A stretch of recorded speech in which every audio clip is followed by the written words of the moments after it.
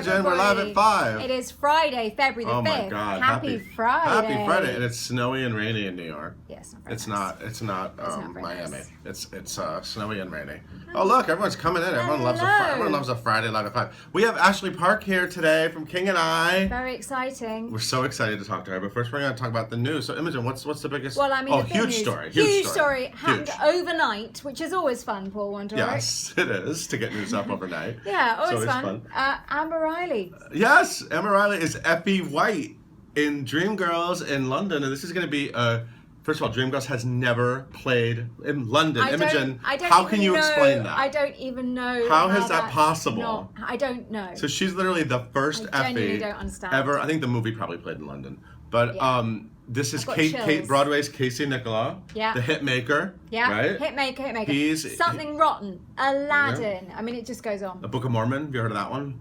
And so he's directing, and this is going to be a huge production. It doesn't start until November.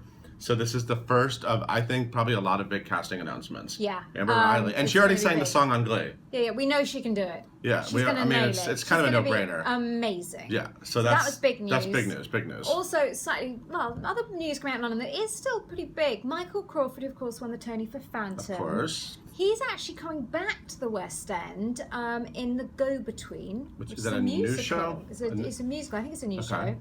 So he's been playing that this summer. I saw him in The Wizard of Oz. Yeah, you did. Yeah. I did too. Yeah, you did too. Before we met. And then he was on Broadway last in What, Woman in White? Yeah. Yeah. So that's good. That's good news. He's back. That's a summer show. He's back, summer show. Meanwhile, The Bodyguard, Beverly Knight, who was in The Bodyguard at one point during its original run. You guys don't know Beverly Knight, probably, amazing. But I saw her in Memphis. Yeah, she took over for Heather Headley in The Bodyguard. Yeah. And then she's in Memphis. She's phenomenal. And then she was Grisabella in Cats after Nicole Scherzinger. Yep, so she did Grisabella. She can belt with a capital B. Crazy voice. Proper belt. Yeah. Anyway, so she's going to be headlining The Bodyguard, which is coming back to the West End. But The Bodyguard's going on tour in America. Yeah, so Deborah Cox is doing the national tour, I think, starting in the fall. And I know they want to bring it to Broadway eventually. So, I don't know, I think... It worked in the West End. I mean, it made money. Yeah. And then it went on tour, and now it's coming back. So there's that demand for it. They made that song, what's it called? Not I, and I'm telling you, I will always love you. They turned it into like the defying gravity of The Bodyguard. Yeah, she literally lifted up. It was like the biggest. But it's not just the Bodyguard soundtrack. No. There are songs from like all of Whitney Houston's career in it. No, yeah. So they've got the whole catalogue. It's like a Whitney Houston jukebox musical, but it was The Bodyguard. The other thing I always thought was interesting about, what I think is interesting about the musical is that obviously the lead, Rachel's her name, right? The character in The Bodyguard? Yes. She sings a lot. Yeah. And her crazy sister sings a lot too. But the guy playing the Kevin Costner role doesn't really sing that much. There's one scene where he sort of sings. So I always thought like, oh, if you could only get like Liev Schreiber or somebody to do it opposite like a Heather Headley or a Beverly Knight, it'd be amazing to get like a, as you would say, a proper dramatic. Frank is not announced yet. No. So maybe it is Liev Schreiber. Maybe. I just started a rumor. You've just started a rumor. I love you starting rumors. Ben Vereen is tapped for Rocky Horror. The latest in the Rocky Horror Fox. He's going to be Dr. Scott in the wheelchair. I love him. He announced it on Twitter. None of this sending a press release out, whatever. I'm just going to announce being in a big Fox show on Twitter by myself. Love him. Love him already. He's my favorite. So somebody just said Ben Vereen is my hero. Yeah, mine Tom too. said that. So the Culturalist Challenge right now, we're asking people because James Corden obviously is hosting the Tonys, which we're very excited about because he's going to nail it. Nail it. He's going to nail it. Kill it. And he's famous for doing his carpool karaoke, right? Yeah. And so we asked everyone which Broadway star you want to see him do carpool karaoke I kicked off the list this week, so take a look at my list. Oh, Imogen. Okay, Imogen kicked it off. I did. Grease Live. We're still talking about Grease Live because it was enormous, and now we found out it had 17 million people worldwide have seen it. Leading odds and ends today. I mean, this was mega, and it's also done incredibly well on the iTunes soundtrack chart. It was #1 there. Yep. It's doing apparently the song that's really trending the most on iTunes is Those Magic Changes. Which is Jordan Fisher, who is saying a beautiful version of that. And there's lots of odds and ends today, and actually quite a lot of London news. Friday is always a big day for London news. So Rupert Everett is heading to BAM in David Hare's Judas Kiss. John Malkovich is going to make his London directorial debut at the Rose Theatre. I don't want him directing. I want him on stage. And also at the Rose Theatre Kingston is Trevor Nunn, who will be directing his 36th Shakespeare play, and there are 37, so he's intending to do all 37. Do we know which one is left?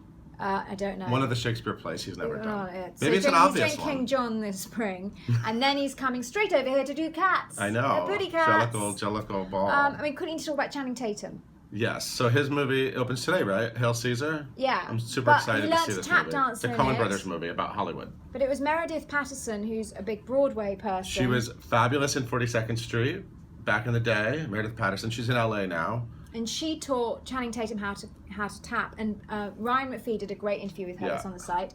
And in other news, Channing Tatum's going to do a musical comedy. It's just been announced. So that's also in odds and ends with Joseph Gordon-Levitt, a.k.a. the man who should be on Broadway. We're hosting the Tonys or something. He can't host Tonys because we now have got James Corden. Oh, James Corden's a Tony time. winner. Next time. So so there's going to be, they're doing a musical. This is the musical. Musical comedy for Universal. And Mark Platt, who just produced Grease Live. And also produced a small show you might have heard of called Wicked. That thing. Oh, by the way, I asked him when I saw him in LA, I said, so what's next? Are you going to do Wicked Live next year? And he said, no. He said, Wicked is live on Broadway in London. I mean, he just listed. Yes. I mean, so if you want to see Wicked Live, it's not going to be on TV. Just go see the show. Sorry, not yet. Not yet. And there's also got a new vlog up. Oh yeah, that's right. Model Citizen, which I love this name. Beth Stevens came up with the name because he plays model, and it's spelled motel. Motel. So I clearly call it motel because I have a long British. history of calling the role motel, which is stupid. But Adam Cantor plays model, and our vlog is called Model Citizen, and episode number 1 just went up. And we only have one more week of Alex Brightman's vlog, which is sad. We love Alex Brightman. James Corden won a Tony for One Man, Two Governors. That's not how you say it. That's how you say it. One man, two governors. Anyway, Imogen, you out. have a lovely I'm weekend. leaving. You too, Paul. It's time for our special guest star, Ashley Park. You ready, everyone? Come on in. I feel like this is getting a little quieter. The battery running out. I Hi. love her accent. I can't. She So just left British. the room, but. So British. Are you an accent. Anglophile? Huh? You an Anglophile? Yeah, maybe a little. You look gorgeous. Oh, thank you. You just roll You out of too. bed. Yeah, You just roll out of bed like you know, this. you know. Look at that. Look how excited they are. Hi. You know how- who has one of these is Andy Jones, who played the prince in Cinderella, and he would do the fart sound. Isn't there a fart sound? Yeah, all the time. Andy. But you're not farting on stage. You're in a very classy, Yes. Tony-winning revival of The King and I up at the Vivian Beaumont. What a fancy show to get to like go do every night. Do you feel fancy? Is your life super fancy now? Yeah. Well, I mean, just like walking into the Lincoln Center. Yeah, You know, like literally, the you just walk fountain, through like. the Met Opera and the ballet. I'm like, I'm such an artist. I'm just standing on these stairs and I feel like an artist.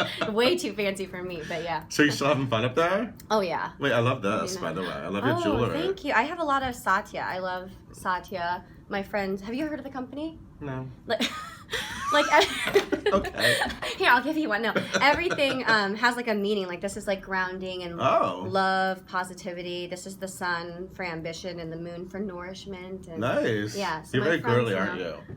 Like your hair and your makeup. You look very girly, very pretty. So thank you for being pretty. I feel like I didn't turn it on enough for you. You're. It's Friday. It's been a long week. First, somebody has a question for you. Are you dressing roommates with Ruthie? With Ruthie, yeah. She's my unni. We're both Korean, so I used to say like big sister in Korean is unni, so I always call her that. Okay.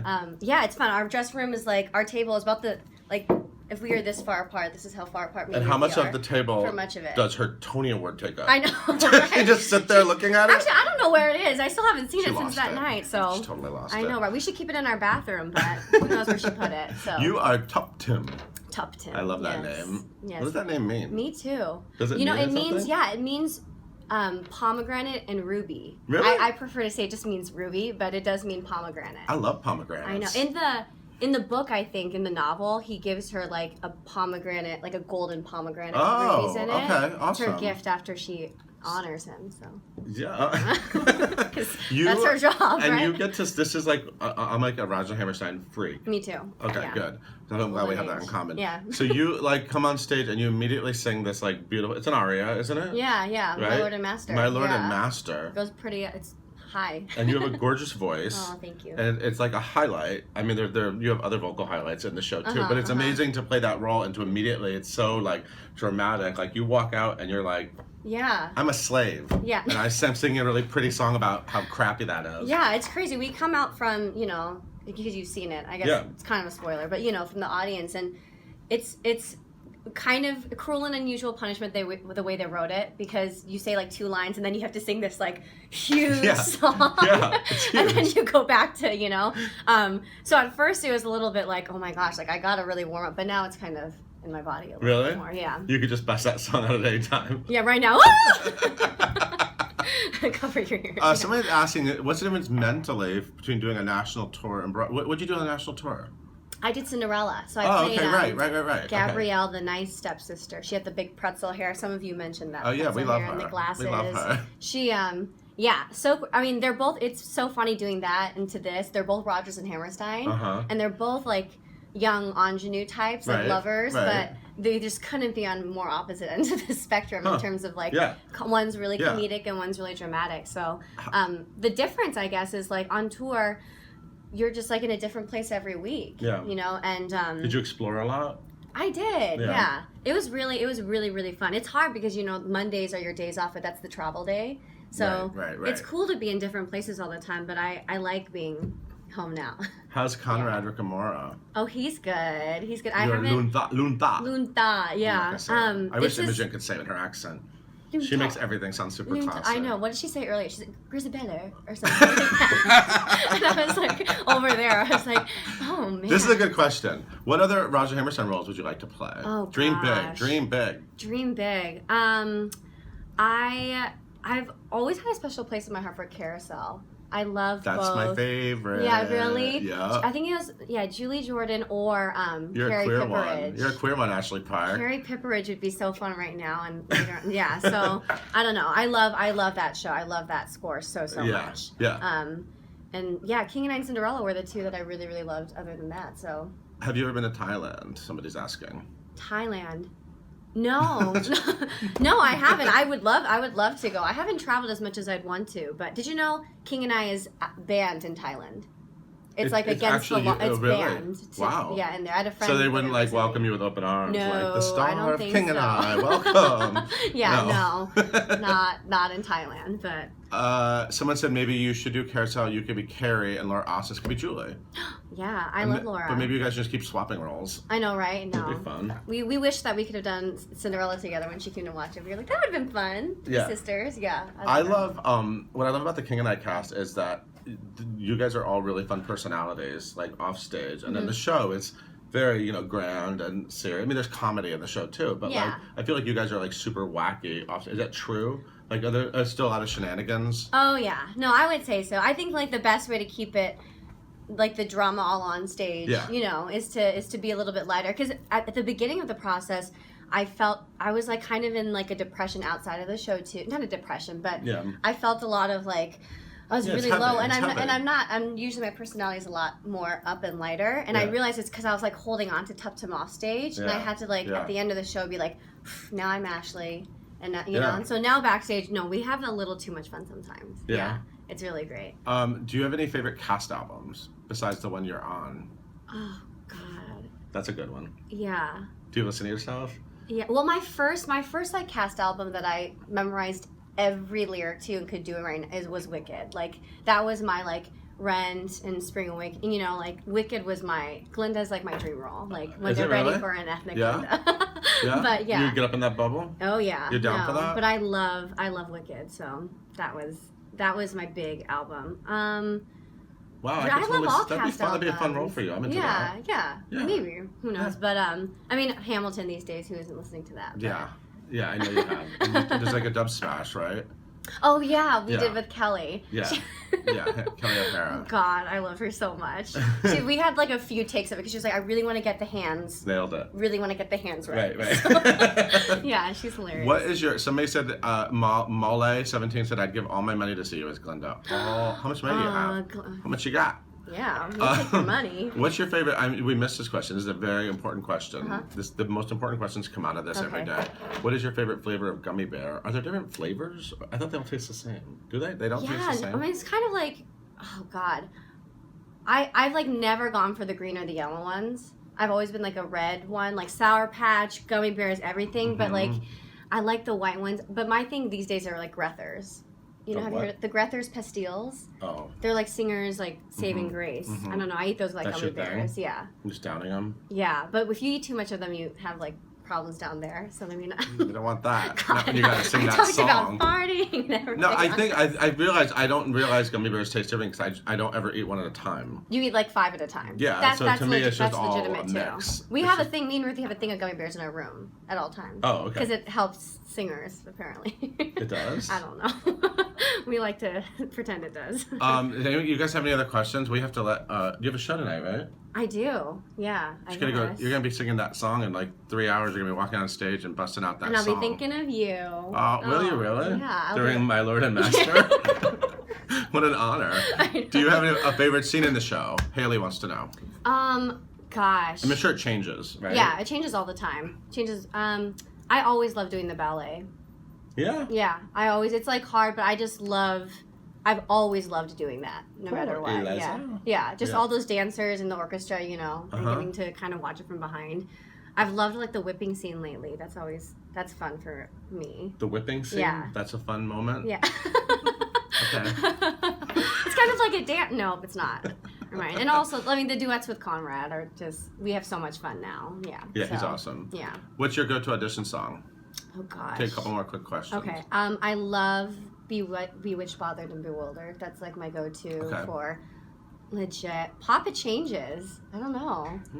Yeah, it depends on what it is. So.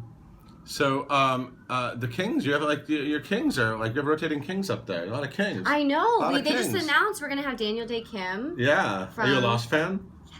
Oh I'm like obsessed with Lost. Me too. No, I was like, but I don't want to like age him and be like, oh my God, I was obsessed with middle school. Like, I love Lost so much. I watched that. That was like one of my first TV shows I watched religiously. Him on that, and Jose's gonna come back for a little bit, and Ken's coming back. Yeah, I know. Like a couple, yeah. Is it fun to be a slave to so many cool guys? Yeah, it's always fun. Yeah. I don't know. I was like, when they stand above me with a whip, I'm like, yes. No. No. This is a very classy production of the Vivian Beaumont. No, it really is. And if you haven't seen it, you have to see it. It's gorgeous. Yeah, I'm very serious on stage, I promise. Yeah. Thank you so much for watching. Thank you so much for being here. It's always a pleasure. And we'll see you tomorrow, guys.